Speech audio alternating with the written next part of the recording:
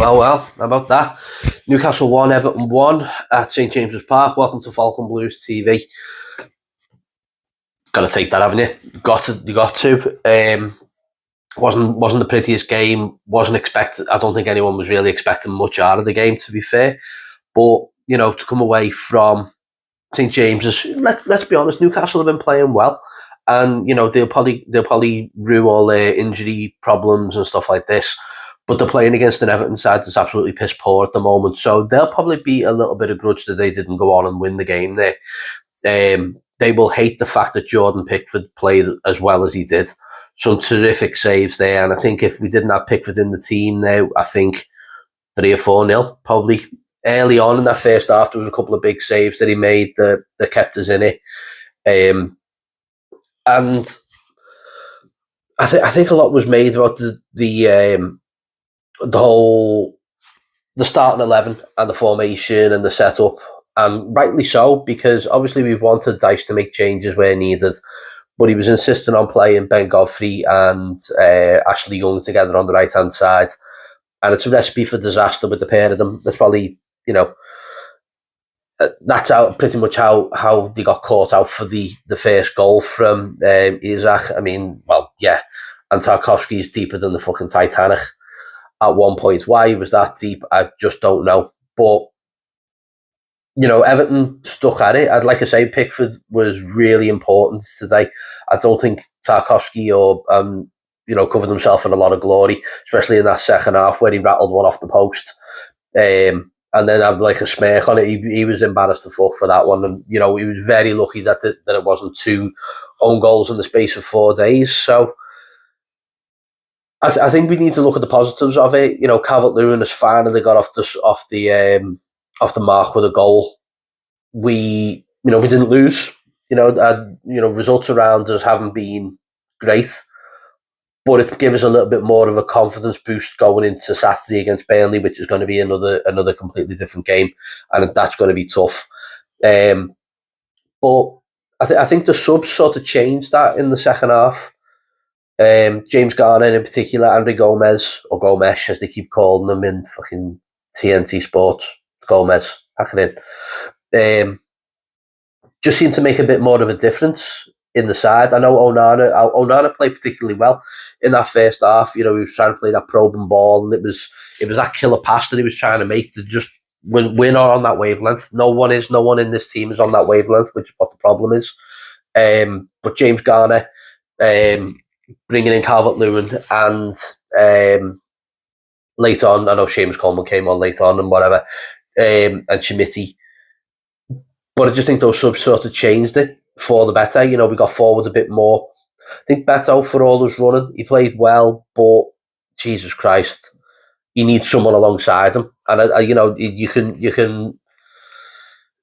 I think Dice needs to fucking take reign of that. Play the 2. You don't have to keep playing. You don't have to insist on playing like this mad midfield that you've got, and then shoehorning Ashley Young into the side. I'm probably coming up with all sorts of weird things here, but I'm just trying to get everything out here. But the whole game there swung on that penalty. And even for the 10 or 15 minutes prior to that, I thought we were playing well. We were getting, like I said, James Garner hits the post. That goes in, and it's a different game. This is where Everton need to start riding the luck and getting a runner luck and getting these kind of decisions and, these kinds of balls that are just going in off the post to just bounce off a defender and just go into the back of the net. That's where we're lacking. Goals are the problem. The penalty decision, Jesus Christ. There was a lot of questions like, what if Ashley Young is the answer, what was the question? And the question is, how do you get a penalty? Absolutely no need to drag him down. I think it was Dummett. Just pulls him down by his head. It's like, what? Didn't need to. Ashley Young, you didn't just defend him. Just defend well, and that wouldn't have happened, but he decided to pull him down by his head. And then we waited 3 minutes to decide whether it was a penalty or not. And also going back to, the offside goal, even then, we got out of jail with that one. I think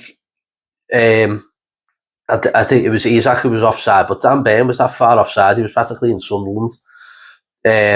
I'm using all my cliches and stuff at the moment. So I hope you enjoyed that one, and Tarkowski being deep in the Titanic. But that was you get out of jail, and I think that was a kick up the arse for that second half that we needed. I mean, everyone literally just went, "That's game over," and it was just fortunate enough that it was offside. And like I say, I think Newcastle will be a bit pissed off that it's 2 points dropped there, because they should have had that game sewn up in the first half easy, had it not been for Jordan Pickford. So Everton won, Newcastle won, Everton won. However you want to do it, I'll change the post around so that the home side is at the top, as above us on the thing. But 26 points, which is vitally needed after Forest getting a good win there against Fulham. I haven't seen the other results. That was the only one I saw before we checked. But there's got to be big questions asked this weekend. How do you set up your midfield? Because that midfield just disappeared for better parts of that first half. For some parts of that second half, it was non-existent. How do you set your strikers up? What do you do about your back line? Michalenko's come back in, played well. Branthwaite, Tarkowski,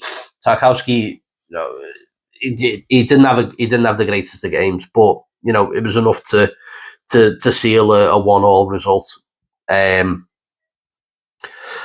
It's the right back position now. Is the question of Dice and Patterson are getting along, so he's not getting a run in the side. He's brought Coleman on for the last few minutes. I know that's more experience to shore up the game and whatever, but when Ben Godfrey and Ashley Young and Seamus Coleman are getting in ahead of you, and you're practically fourth choice, there's definitely more to it than what happened in Portugal. But I think the goal scoring side of things have got to be addressed this week. You've got 3 days to get it sorted, get it looked at, and get it fucking done, and be ready for Saturday, because Burnley are going to come flying out the blocks. They know they can get something against us, and Everton's got to be at its best. The fans will be there as normal. We've got to be at our best, but the players have got to start showing up. As I said on the video just the other day, you've got to start stepping up, because we looked at that first half, we looked like a team that was done. Now we're a team that looks like it shouldn't be, but we do look cagey. That's the problem. We look cagey across the midfield and up front. We've got to address that, and we've got to start this by, we've got to do it on Saturday. We have to get 3 points. It's 3 points or fucking done, because who knows what's going to come down the line the next couple of days with a potential points deduction. So let me know what you think in the comments. Newcastle fans, you were all dead vocal when I was on here last time, and I appreciate that. So if you chime in what you think. I think you've been dreadfully unlucky with injuries and whatever. So I think we've nicked the point there. We looked a little bit better ourselves as a team in the last 15-20 minutes, but Newcastle will be ruined that. They'll be fucking screaming that they didn't get 3 points out of that. Anyway, make sure you like and subscribe to the channel. As always, thank you who does. Up the fucking toffees, Colin Chong. We'll see you at Burnley.